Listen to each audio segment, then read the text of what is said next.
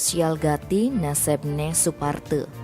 Ulien ngepung anak maling bebek Suparte ane asalnya uli Banjar Semaun, desa Puhu Kecamatan Payangan Gianyar, tabrakan nganti ngalain. Panakne korban Iwayan Sudi nyeritang, kejadiannya ento duga Selasa 28 September 2021, sawetara jam 1 peteng. Awalnya Sudi man kabar uli adene, koni ada anak tawah di kandang bebek bapane.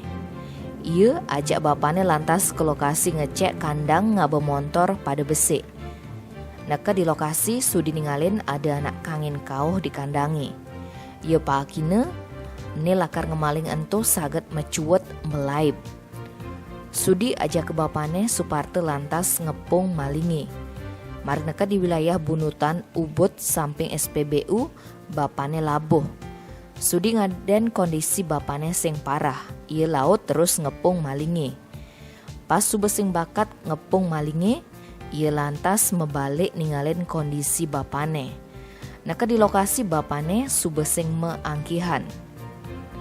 Abani ke rumah sakit Payangan, saget ora hanges subenga lain.